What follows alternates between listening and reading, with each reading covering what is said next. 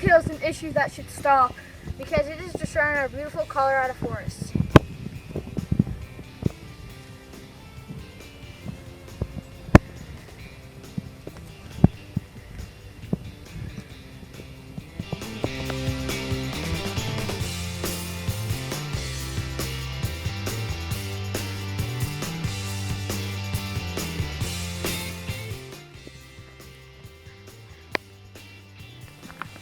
The number of gray-brown standing dead trees have increased 30% since 2010 to 834 million.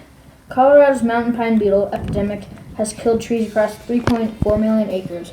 The continuing spruce beetle epidemic has killed trees across 1.7 million acres. It also has to stop, but it has to stop now. Beetle kill is a big issue because it is infecting and killing trees in Colorado's forests. Also, beetle kill can infest your house. Beetle kill targets many species of pine trees. Walking through the forest, we can find beetle kill everywhere.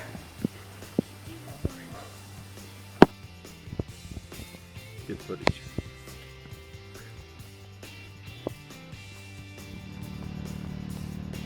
It is easy to see the impact that beetle kill is having on our environment. Take a hike, go on a drive, and you'll see the impact. So what exactly is beetle kill? Beetle kill is an infection where the beetle burrows into the tree, and then the larva, it lays its beetle. Here's a good example.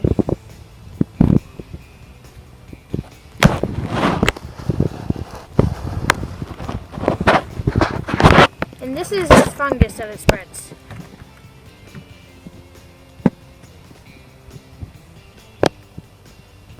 So what does the larva turn into? It turns into a pine or spruce beetle. This one should be a pine.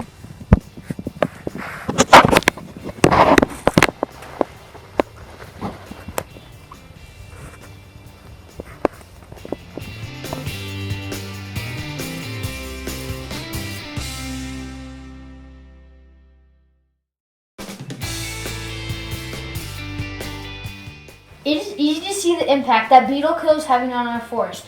Go on a hike, take a drive, and you'll see the impact.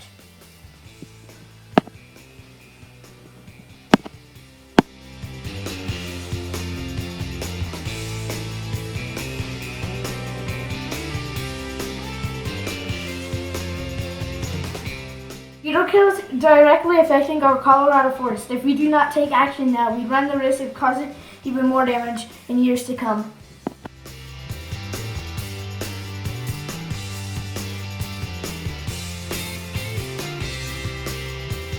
Over 40,000 trees have died this year. This will lead to land erosion and habitat loss.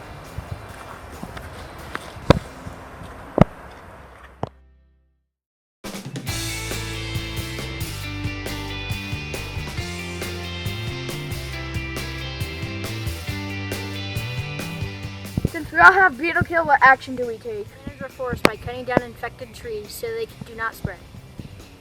What will we use that beetle kill wood for? That's a great question. Let's go take some looks. This structure is made of beetle kill wood. This shed was also made of beetle kill wood. We burn beetle kill wood for alternative energy.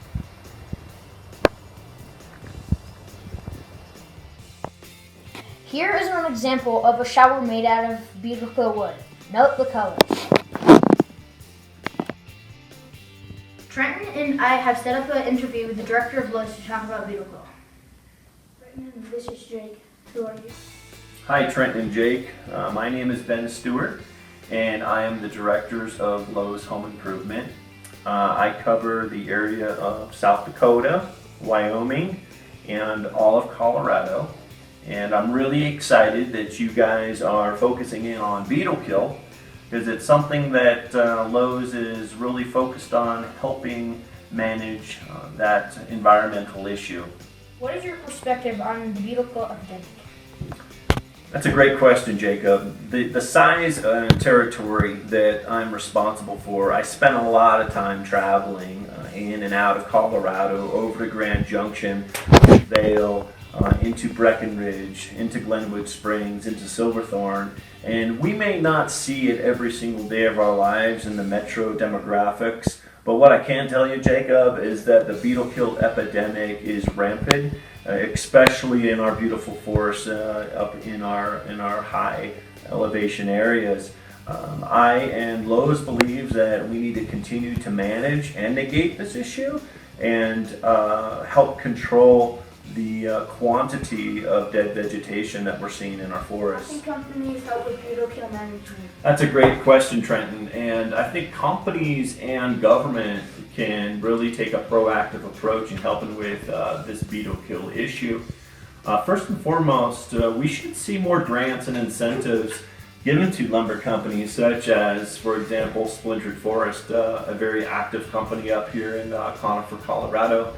But incentives that are government funded that provide payment to Splinter Forest for going out and proactively removing some of this dead timber could be a very viable way to help reduce some of the quantity of the timber that we have in our acreage.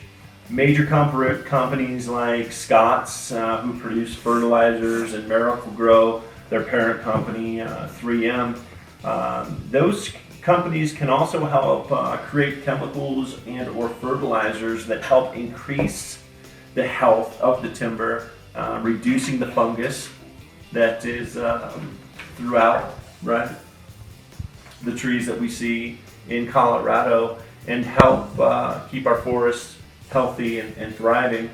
Other companies such as Lowe's and other lumber companies can help by producing quality lumber and building materials out of this timber. One of the byproducts of beetle kill is you do get a very interesting tone of grays on whites in the pines, and we can mill these down. And I think you'll show in your video that you guys are working on, I think you'll show some examples of furniture that can be created out of this timber. So government incentives to help companies, small community companies, proactively remove timber. Companies that are professionals in creating fertilizers and or treatments to help strengthen and provide immunity to this disease. And then companies on the building side of it that can turn this product, something that might be seen as dead or of very little value, and turn it into a functioning building component or a finishing wood, so that we can manage our resources correctly. So what can we do in the future to manage this problem? That's a great question, Jacob. First and foremost, there needs to be more funding that's allotted to our community so we can proactively go out and remove the timber. When you think about the costs that are affiliated with insurance premiums due to fire risks, homeowners and companies and landowners are paying a premium because of that basis, and having dead timber that has been placed there by beetle kill is doing nothing but increasing the cost of those premiums. So we need to take a really honest look at the capital expenditures, where we're spending our dollars, and how can we proactively spend those dollars to help manage and negate some of this beetle kill. A second point I would say is that better public awareness. Every single one of us has the luxury of enjoying Colorado in its beauty. From the Rockies to Estes Park to Pikes Peak. We love to visit and hike and snowboard and ski and hunt in these properties. And we all see the damage and the epidemic that is occurring, but we still have a significant gap involving our public awareness, where this beetle kill epidemic is from, how has it been introduced to Colorado, and what are the proper steps in order to take as a community to help remove some of the timber that we're seeing out there. Third and final is being proactive. What you guys are doing is fantastic, making a video about the issue, talking about it at your age and your level might spark some interest into kids and teens and young adults to take an active professional role in some avenue to help reduce some of this beetle kill. And it's going to be effort from all 3 points: more financing, better public awareness, and then proactive measures from not just the government, but companies like Lowe's and smaller companies in the community like Splintered Forest. So thank you guys very much for the interview, and good luck on your project. Thank you. Thank you for our time today, looking and talking about beetle kill. Time to take action to try and reduce the negative impact that beetle kill is having on our forests. Dead trees will help us reduce the negative effect on fire. We could also fertilize our trees so the trees do not get the beetle kill fungus. And for government, And insurance companies to give more money, we could help stop beetle kill for good. and we will all be winners.